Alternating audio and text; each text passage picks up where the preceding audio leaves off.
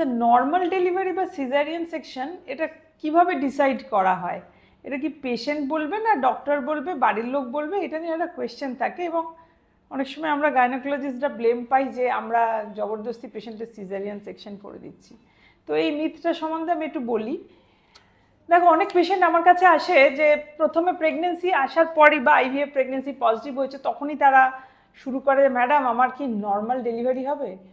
তো কোয়েশ্চেনটা হচ্ছে সেইভাবে আমাদের অ্যাসেস করতে হয় যে কে নর্মাল ডেলিভারির ক্যান্ডিডেট, কে নয়। এবার পুরো ব্যাপারটা তার সম্বন্ধে, কোনো একটা পেশেন্ট বা কারুর একটা এজ বা কারুর কবে প্রেগনেন্সি হয়েছে বা কত, এটা এক্স্যাক্টলি আমরা সঙ্গে সঙ্গে ডিসাইড করতে পারি না। প্রেগনেন্সি একটা 9 মাসের বড় টাইম, তার মধ্যে না বডিতে অনেক চেঞ্জেস হয়।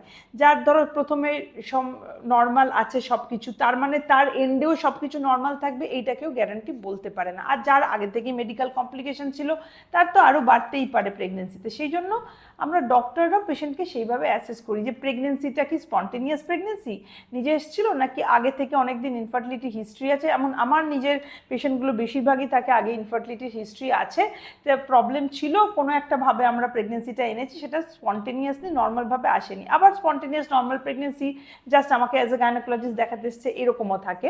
এবার দেখতে হবে তারপরে তার প্রেগনেন্সির পিরিয়ডে যখন আমরা ফলো আপ করবো, তার ব্লাড টেস্ট কেমন যাচ্ছে, তার সুগার কেমন আছে, তার ওয়েট গেইন কেমন আছে, বাচ্চার ডেভেলপমেন্ট ওয়াইজ কেমন আছে, বাচ্চার গ্রোথ কেমন আছে, এগুলো আস্তে আস্তে বিভিন্ন ট্রাইমেস্টারে ইভলভ করে। তো ফার্স্ট ট্রাইমেস্টারের প্রথম দিন 10 সপ্তাহে দেখে কাউকে এটা প্রেডিক্ট করা যায় না যে তার সব ঠিক যাবে এবং সে নর্মাল ডেলিভারিতেই এন্ড আপ করবে।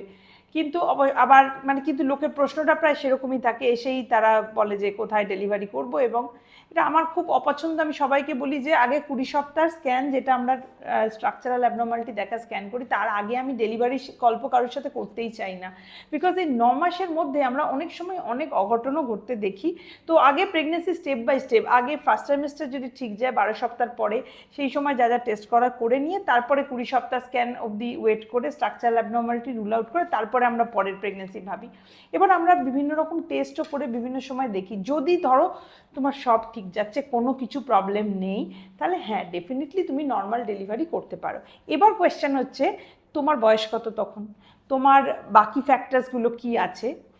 কারণ নর্মাল ডেলিভারি মানে বুঝবে একটা লং প্রসেস, তো সেটার মধ্যেও অনেক আপস অ্যান্ড ডাউনস যেতে পারে।